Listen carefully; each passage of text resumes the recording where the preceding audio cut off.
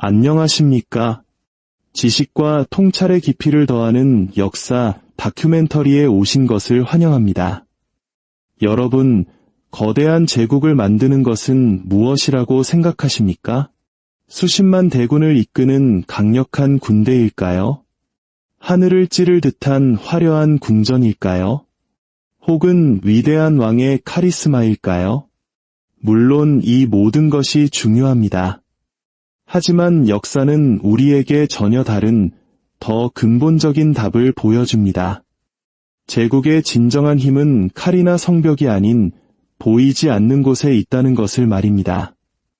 월스트리트가 존재하기 전, 로마가 제국을 꿈꾸기도 전, 글로벌 경제라는 개념조차 없었던 아주 오래된 시절, 세상이 아직 명확히 정의하지 못했던 진리를 꿰뚫어 본 세력이 있었습니다. 그들은 제국이 오직 무력만으로는 통제될 수 없다는 것을 알았습니다. 제국은 조용하고 눈에 보이지 않는 돈의 설계를 통해 지배된다는 사실을 말입니다. 오늘 우리는 인류 역사상 최초로 금융을 칼보다 더 견고한 무기로 만들어낸 아케메네스 왕조 페르시아의 놀라운 지혜를 따라가 보려 합니다. 이처럼 흥미로운 지식의 여정을 계속하고 싶으시다면 잠시 시간을 내어 구독과 좋아요를 눌러주십시오. 여러분의 작은 관심 하나가 저희가 더 깊이 있는 이야기를 만드는데 정말 큰 힘이 됩니다. 여러분의 지적인 탐험에 늘 축복이 가득하기를 기원하며 이제 이야기의 문을 열겠습니다. 우리가 고대 페르시아를 상상할 때 보통 에게에부터 인도의 경계까지 뻗어나갔던 거대한 군대와 웅장한 궁전, 그 압도적인 영토의 크기를 떠올립니다. 하지만 그 화려한 스펙터클 아래에는 제국을 움직이는 진짜 심장, 진짜 기계가 있었습니다. 바로 오늘날의 현대 국가들이 여전히 그 설계도를 바탕으로 운영되고 있을 만큼 정교했던 금융 시스템입니다. 세금 제도, 표준화된 화폐, 행정구역, 그리고 국가의 부를 비축하는 국고 제도. 우리는 이 모든 것을 현대사회의 당연한 특징으로 여기지만 이것은 그리스인도, 로마인도, 심지어 중국인도 아닌 바로 페르시아인들이 최초로 완벽하게 통합된 제국 금융 시스템으로 구축한 것입니다. 모든 것은 한 명의 위대한 통치자가 직면했던 거대한 문제에서 시작되었습니다. 수십 개의 다른 문화, 경제, 언어, 정치 전통을 가진 광대한 영토를 어떻게 하나의 시스템으로 통합하고 왕위 등을 돌리는 순간에도 통제력을 잃지 않을 수 있을까? 이 질문에 대한 페르시아의 답을 이해하기 위해 우리는 기원전 6세기 중반으로 거슬러 올라가야 합니다. 위대한 왕이라는 칭호가 아깝지 않은 키루스 대왕이 메디아를 정복하고 리디아를 무너뜨리고 바빌론을 함락시키며 인류 역사상 가장 거대한 제국을 건설했던 시기입니다. 당시 전 세계 인구의 거의 40%가 그의 통치 아래 살았습니다. 이는 전례 없는 규모였고 너무 크고 빠르게 성장한 모든 제국이 마주하는 문제, 바로 혼돈이라는 그림자를 드리웠습니다. 키루스가 정복한 각 지역은 저마다 다른 도량형, 화폐, 전통, 그리고 곡물 제도를 가지고 있었습니다. 바빌론은 곡물로 세금을 냈고 리디아는 주화를 사용했으며 이집트는 농산물로 세금을 걷었습니다. 어떤 지역은 기금속으로, 다른 지역은 가축이나 공산품으로 곡물을 바쳤습니다. 이것은 서로 호환되지 않는 시스템들의 누더기 같은 조합이었습니다. 지역 단위에서는 안정적이었을지 몰라도 제국 전체를 다스리기에는 완전히 무용지물이었습니다. 키루스는 비범한 정복자이자 놀랍도록 관용적인 통치자였지만 금융공학자는 아니었습니다. 그의 시스템은 간신히 작동했지만 더 이상 확장될 수는 없었습니다. 마치 작은 스타트업이 급성장했지만 회계 시스템이 따라가지 못해 무너지는 것처럼 제국 역시 성장의 속도를 행정력이 따라가지 못하면 붕괴하기 마련입니다. 그리고 그 붕괴는 실제로 일어날 뻔했습니다. 키루스의 후계자들이 왕위에 올랐을 때 제국의 균열은 곳곳에서 드러나기 시작했습니다. 지방 총독들의 부패가 만연했고 수도로 보내는 곡물이 중간에 사라졌으며 국경 지역의 속주들은 제멋대로 자신들만의 규칙을 만들어냈습니다.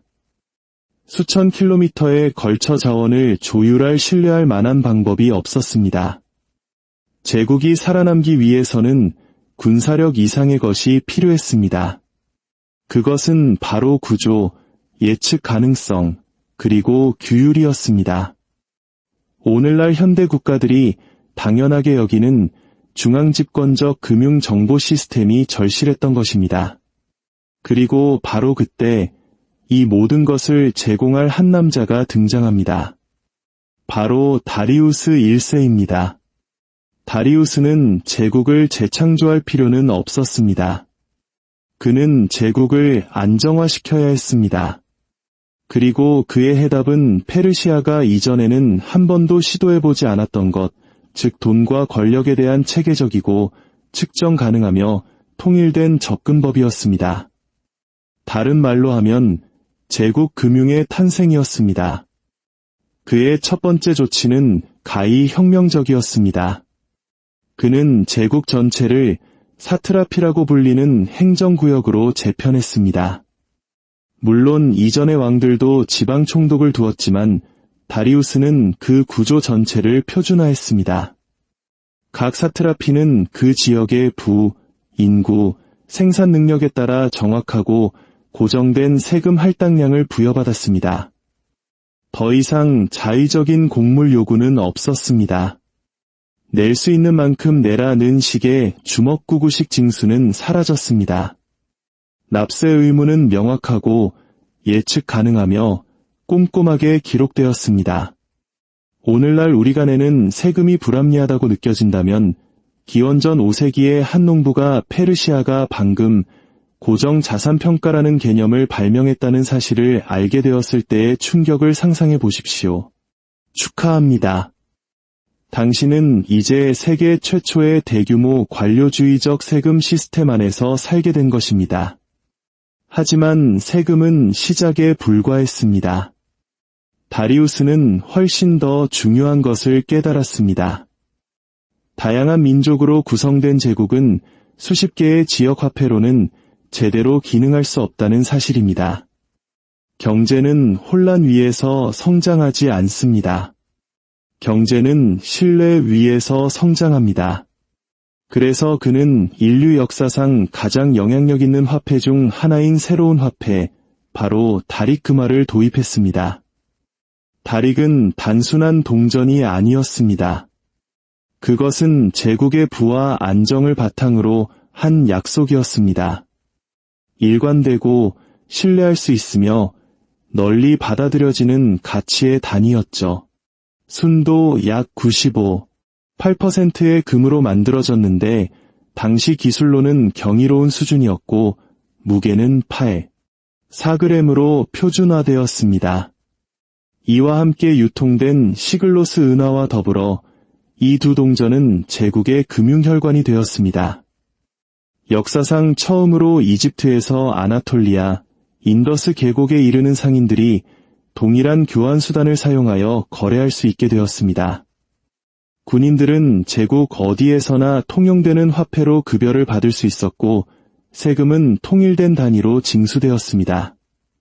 그리고 이 표준화는 유동성이라는 혁신적인 변화를 가져왔습니다.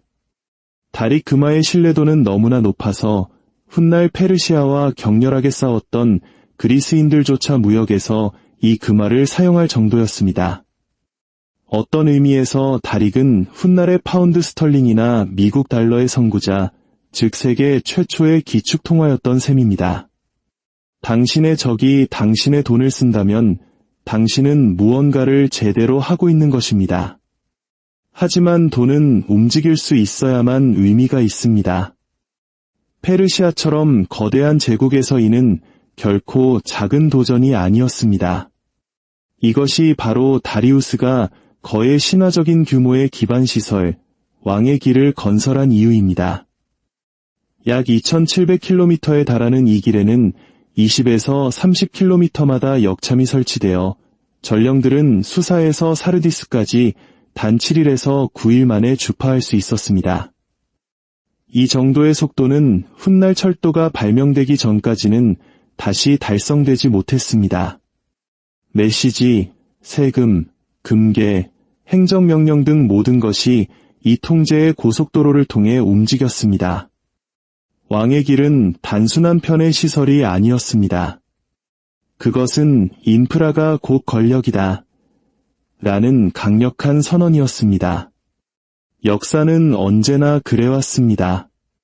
한편 수도 페르세폴리스의 성벽 뒤에서는 상상할 수 없는 양의 금과 은이 제국의 국고에 쌓여가고 있었습니다. 이것은 장식용으로 쌓아둔 보물이 아니었습니다. 이것은 전쟁에 대비한 보험이자 공공사업을 위한 자본이며 반란을 일으킨 총독을 압박하는 수단이자 군사작전을 위한 유동성이었습니다.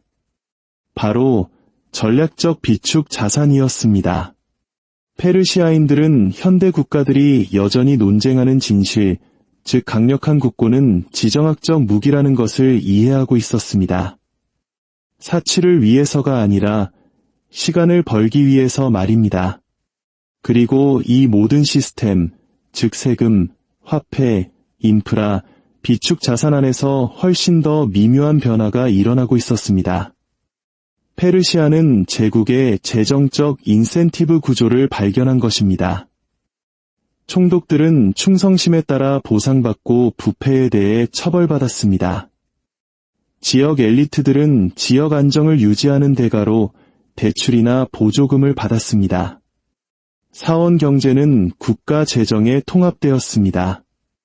제국은 차이점을 억누르며 통치하지 않았습니다. 오히려 그 차이점들을 조화롭게 만들며 통치했습니다. 이는 칼이 아닌 스프레드시트로 통합된 다문화 제국이었습니다. 사트라피, 다릭, 왕의 길, 그리고 국고, 이 모든 것이 합쳐져 정치적인 것을 넘어선 하나의 시스템, 즉 대륙 규모의 경제 건축물을 만들어냈습니다. 그리고 이 시스템은 성공적으로 작동했습니다. 너무나 성공적이어서 훗날의 제국들이 페르시아의 모델을 모방했을 때조차 그것을 거의 개선하지 못했습니다. 그리스인들은 페르시아의 사치를 비웃었지만 그들의 금융 논리는 채택했습니다. 로마인들은 페르시아의 서쪽 영토를 정복했지만 속주별 과세와 중앙집권적 국고라는 아이디어는 빌려왔습니다. 수세기 동안 다릭 금화는 통화 안정성의 기준점으로 남았습니다. 하지만 페르시아의 금융 시스템은 단순히 모방된 것을 넘어 더 깊은 진실을 예고하고 있었습니다. 바로 돈이야말로 제국의 진정한 인프라라는 발견입니다. 그리고 이 지점에서 이야기는 고대사에서 벗어나 우리 현재를 비추는 불편한 거울이 됩니다.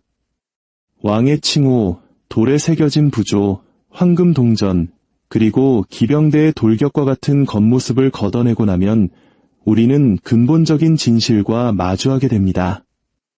아케메네스 왕조는 오늘날 현대 국가들이 씨름하는 것과 똑같은 문제들을 해결했다는 사실입니다.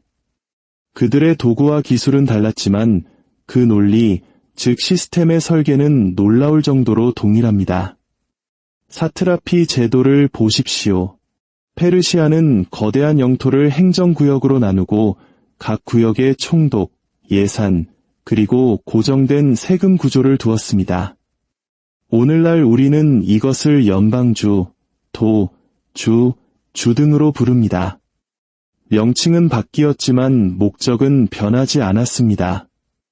영토는 세입을 관리함으로써 통제되고 세입은 누가 누구에게 무엇을 빚지고 있는지를 정확히 암으로써 관리됩니다.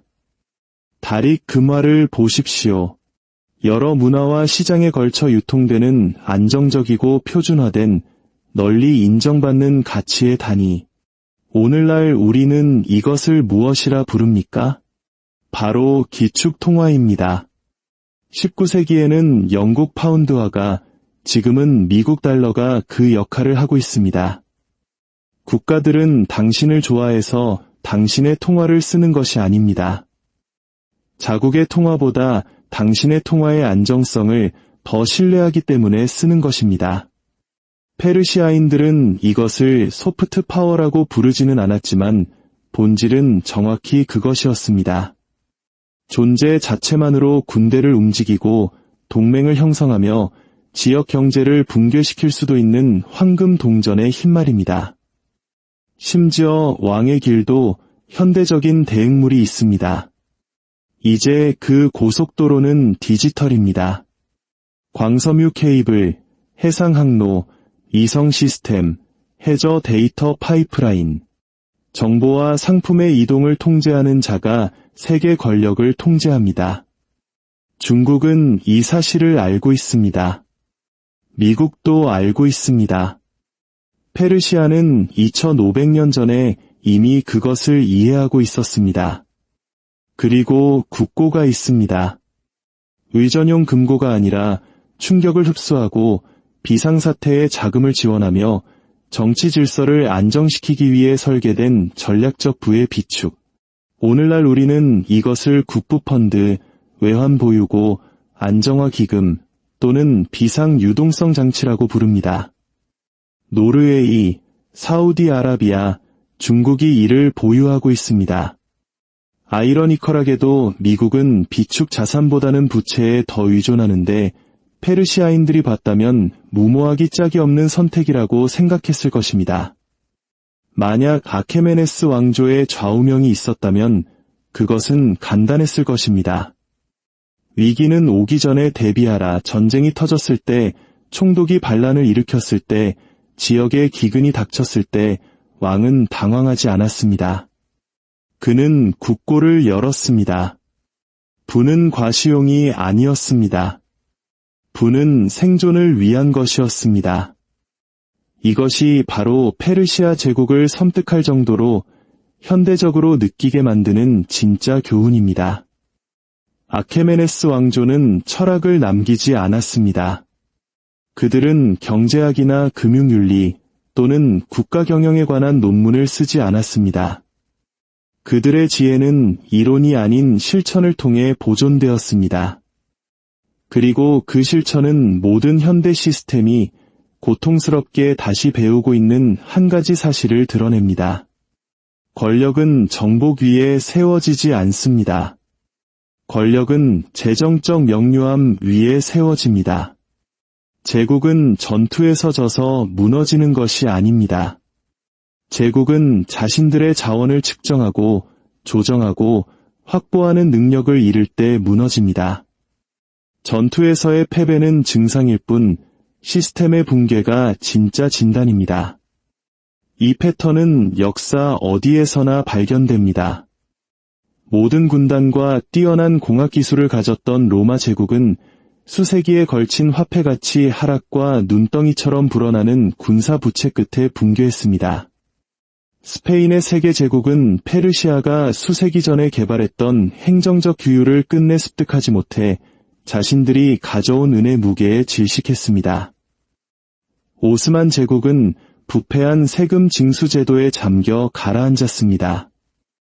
두 차례의 세계대전 비용으로 약화된 대영 제국은 그들의 금융 기반이 대서양 건너로 이동하는 것을 지켜봐야만 했습니다.